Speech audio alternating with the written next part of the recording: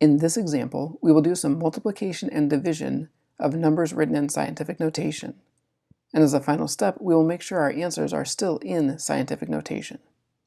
One of the tricks to multiplying numbers in scientific notation is to treat them no differently than if some of these had been variable problems. In part A, we have 3 times 10 to the third times 2 times 10 to the negative 7th.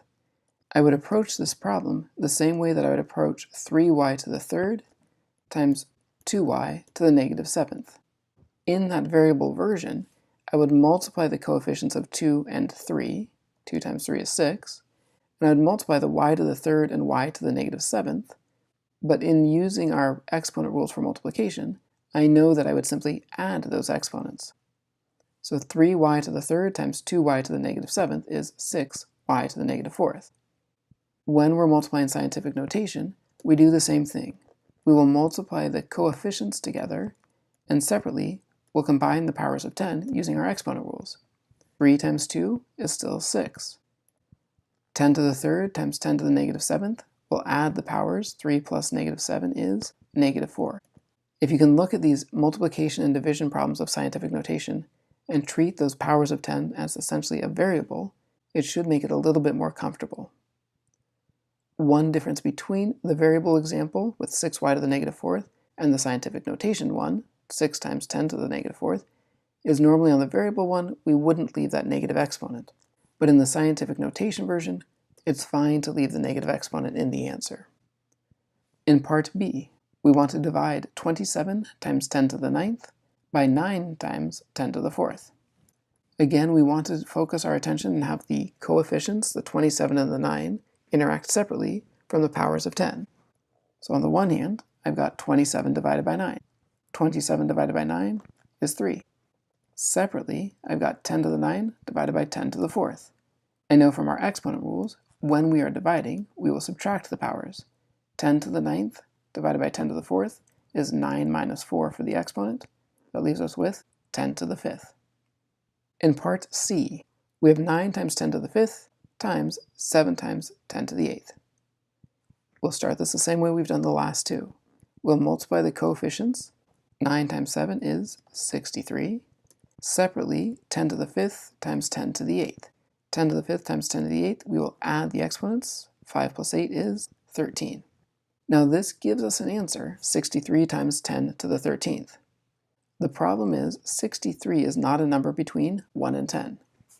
And when we're asking for the answers to be in scientific notation, we need it to still have a coefficient that's between 1 and 10. So what we need to do here is a little bit of manipulation.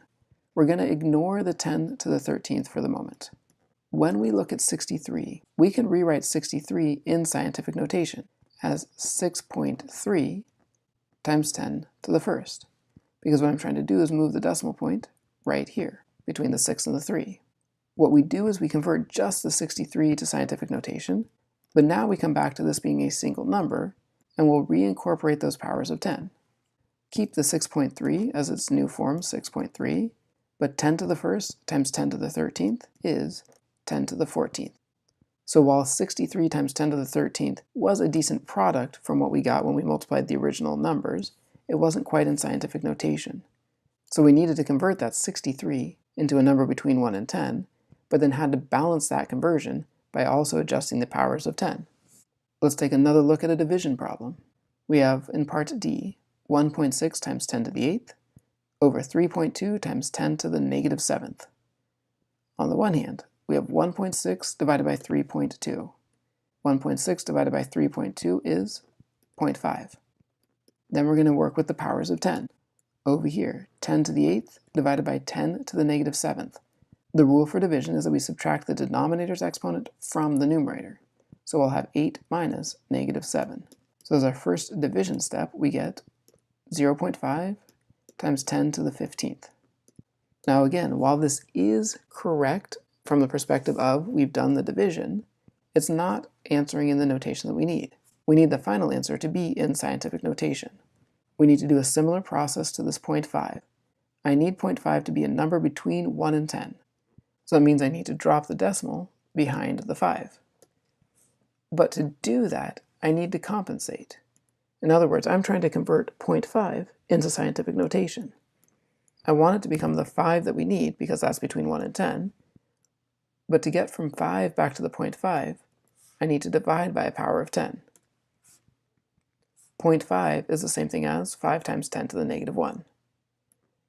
Now we need to keep track of that original 10 to the 15th. And now when we recombine the 10 to the negative first with that 10 to the 15th, we will end up with 5 times 10 to the 14th. Anytime you do a multiplication or division problem with scientific notation, make sure at the end that the value you finish with is still in scientific notation. Make sure the coefficient is between 1 and 10, and if it's not, like we had on parts C and D, you'll need to do a little bit of conversion to convert that coefficient into scientific notation, but then also to compensate with the powers of 10 at the end of the number.